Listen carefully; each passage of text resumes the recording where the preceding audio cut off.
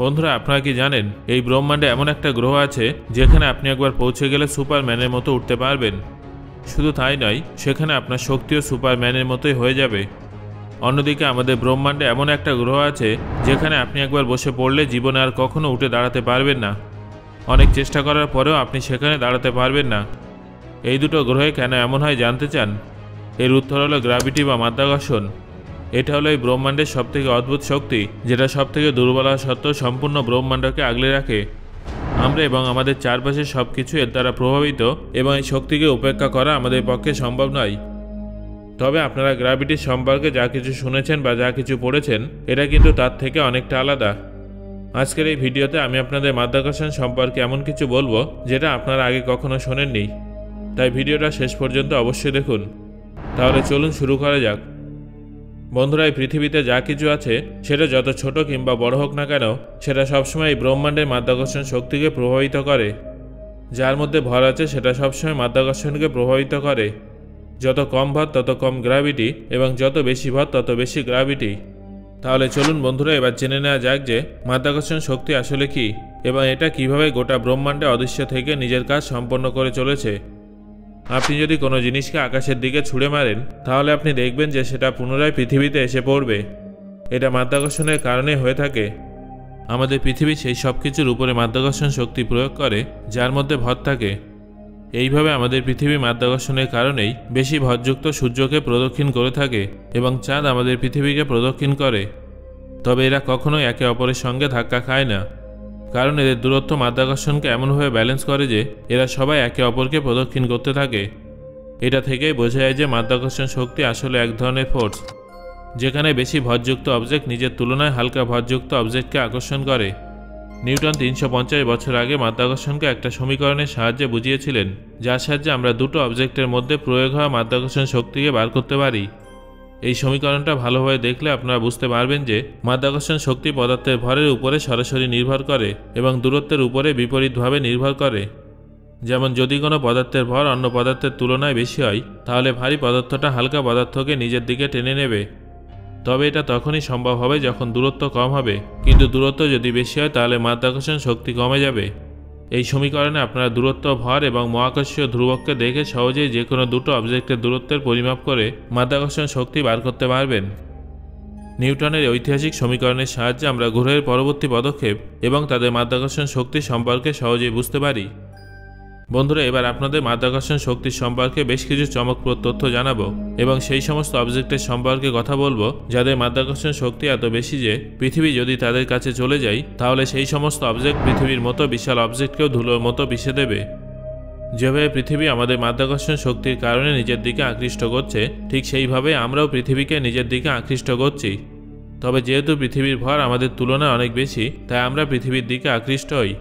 পৃথিবীর surface gravity 1g, যার মানে আমরা পৃথিবীতে প্রতি সেকেন্ডে 9.8 স্কয়ার মিটার অ্যাক্সিলারেশনের সঙ্গে পৃথিবীর দিকে এগিয়ে যাচ্ছি। অর্থাৎ আমরা যখন পৃথিবীর মাধ্যাকর্ষণ শক্তির সংস্পর্শে আসি, তখন প্রত্যেক সেকেন্ডে 9.8 মিটার স্পিডের নিচে নেমে যাই। সহজভাবে বললে আমাদের প্রত্যেক সেকেন্ডে নেমে যাওয়ার স্পিড হলো 9.8, অর্থাৎ প্রায় 10 মিটার করে বেড়ে যায়।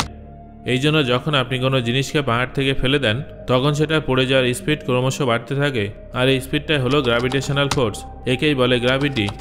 এই ইউনিটের মাধ্যমে আমরা পৃথিবীতে উপস্থিত প্রত্যেকটা মানুষের ভর পরিমাপ করে থাকি। যেমন আপনার ভর যদি 8 কিলোগ্রাম হয়, তাহলে আপনার ওজন হবে ভর গুণ মাধ্যাকর্ষণ, অর্থাৎ 8কে 9.8 দিয়ে গুণ করলে আপনার ওজন বেরিয়ে যাবে। আপনার ভর সবসময় একই থাকে, কিন্তু আপনার ওজন মাধ্যাকর্ষণের কারণে পরিবর্তন হতে থাকে। যেভাবে পৃথিবীর সারফেস গ্র্যাভিটি 1g, অর্থাৎ 9.81 মিটার প্রতি সেকেন্ড স্কোয়ার, তেমনি চাঁদে এটা 1.6 মিটার প্রতি সেকেন্ড স্কোয়ারের কারণে জি এর ভ্যালু 6 গুণ কম হয়ে 0.1654 হয়ে যায়, যার ফলে আপনার ওজনও চাঁদে 80 কেজি থেকে 6 গুণ কমে 13-14 কেজির কাছাকাছি হয়ে যাবে। ঠিক একইভাবে আপনার মাধ্যাকর্ষণের কথা বললে আপনার নিজের মাধ্যাকর্ষণ 0.00000072g, যার মানে হলো আপনি কোনো অবজেক্টকে পৃথিবীর তুলনায় কয়েক কোটি গুণ কম শক্তির সাহায্যে আকর্ষণ করতে পারবেন। একইভাবে যে সমস্ত জিনিসের ভর কম, তার মাধ্যাকর্ষণ পৃথিবীর তুলনায় অনেকটাই কম হবে। সম্পূর্ণ সৌরজগতে পৃথিবীর তুলনায় বেশি মাধ্যাকর্ষণ শুধুমাত্র শনি, বৃহস্পতি এবং নেপচুন গ্রহে আছে। শুক্র এবং পৃথিবীর পৃষ্ঠের মাধ্যাকর্ষণ প্রায় সমান বললেই চলে। এছাড়াও শনি গ্রহের মাধ্যাকর্ষণ পৃথিবীর সমান। আপনি যদি শুক্র এবং শনি গ্রহে নেমেও যান তাহলে আপনার কোনো পার্থক্য অনুভব হবে না। আপনার ওজন পৃথিবীতে যতটা ছিল এই গ্রহেও ততটাই থাকবে, তবে বৃহস্পতি গ্রহে আপনার অবস্থা খারাপ হয়ে যাবে। বৃহস্পতির সারফেস গ্র্যাভিটি পৃথিবীর তুলনায় 2.5 গুণ বেশি, যার মানে এই গ্রহটা আপনাকে পৃথিবীর তুলনায় 2.5 গুণ বেশি স্পিডে নিজের দিকে আকৃষ্ট করবে, এবং যেহেতু এই গ্রহে কোনো পৃষ্ঠ নেই তাই আমরা এখানে নামতেও পারবো না। বন্ধুরা, এবার আমরা সূর্যের দিকে যাব।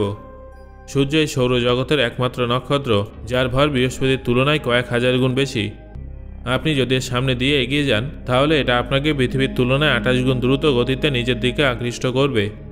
এই অ্যাক্সিলারেশন প্রায় 273 মিটার প্রতি সেকেন্ড স্কোয়ার হবে, যার মানে আপনি প্রতি সেকেন্ডে 273 মিটার গতিবৃদ্ধি হারে এর পৃষ্ঠে নামবেন। আর সেই সময় প্রত্যেক সেকেন্ডে আপনার স্পিড 273 মিটার করে বেড়ে যাবে যতক্ষণ আপনি সূর্যের পৃষ্ঠে ল্যান্ড করছেন।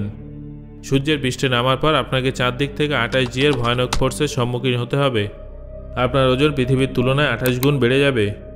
আপনার মনে হবে যেন আপনি 28 জন মানুষকে নিজের কাঁধে বসিয়ে নিয়েছেন। যদিও এটা তখনই সম্ভব হবে যখন আমরা কাউন্টার গ্র্যাভিটি স্যুট অথবা স্পেসক্রাফট তৈরি করতে পারবো, নয়তো আমরা এত ভারী অবজেক্টে কখনোই যেতে পারবো না। আসলে আমরা অনেক দুর্বল। মাত্র 5G ফোর্সে আমাদের শরীর উত্তর দিতে শুরু করে। এই ফোর্সে আমাদের অজ্ঞান হয়ে পড়ে যাওয়ার মতো অবস্থা হয়। 9G ফোর্স আমরা তখনই উপলব্ধি করতে পারি যখন আমরা সুপারসনিক প্লেনে বসে থাকি। 11Gতে আমাদের উপরে এতটাই ফোর্স থাকবে যে আমরা চাইলে উঠতে পারবো না। তারপর 20Gতে আমাদের পক্ষে উঠে দাঁড়িয়ে হাঁটাচলা করা প্রায় অসম্ভব হয়ে যাবে। আমেরিকার এয়ারফোর্সের সার্জেন্ট জন স্ট্যাপ এখনও পর্যন্ত সবথেকে বেশি 46.2G সহ্য করে বিশ্ব রেকর্ড গড়েছেন। বন্ধুরা, আমাদের ব্রহ্মাণ্ডে এমন অনেক অবজেক্ট আছে যাদের মাধ্যাকর্ষণ শক্তি এতটা বেশি যে আপনি সেটা কল্পনাও করতে পারবেন না।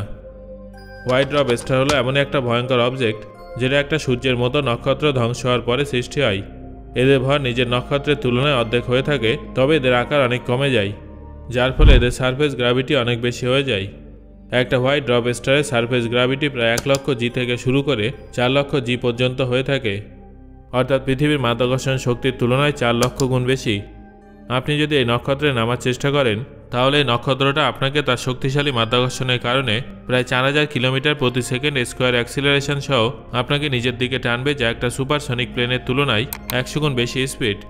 এত বেশি অ্যাক্সিলারেশনের ফলে আপনার শরীরের সমস্ত অংশ ভেঙে চুরমার হয়ে যাবে। যদি কোনো নক্ষত্র সূর্যের তুলনায় অনেক বড় হয় তাহলে সেটা তার শেষ পর্যায়ে পৌঁছে একটা নিউট্রন স্টারে পরিণত হয়, যেটা এই ব্রহ্মাণ্ডের সবথেকে ভয়ানক অবজেক্টের মধ্যে অন্যতম। এটা তো আপনারা নিশ্চয়ই জানেন যে একটা নিউট্রন স্টার আকারে অনেক ছোট হয়ে থাকে, কিন্তু এদের ভর অনেক বেশি হয়, যার ফলে এদের সারফেস গ্র্যাভিটিও অনেক বেশি হয়ে থাকে। একটা নিউট্রন স্টারের সারফেস গ্র্যাভিটি প্রায় 700 বিলিয়ন G। এটা এতটাই বেশি যে আমরা যদি এই নক্ষত্রটাকে আমাদের সৌরজগতে রেখে দিই তাহলে এটা তার শক্তিশালী মাধ্যাকর্ষণের কারণে পৃথিবীর ম্যাগনেটিক ফিল্ডকেও ধ্বংস করে দেবে। সো বন্ধুরা, আমি আশা করছি এই ব্রহ্মাণ্ডের সবথেকে শক্তিশালী জিনিসটা কোনটা সেটা সম্পর্কে আপনি বুঝতে পেরেছেন। এই ভিডিওটা আপনার কেমন লাগলো সেটা অবশ্যই আমাকে কমেন্ট করে জানান। ধন্যবাদ।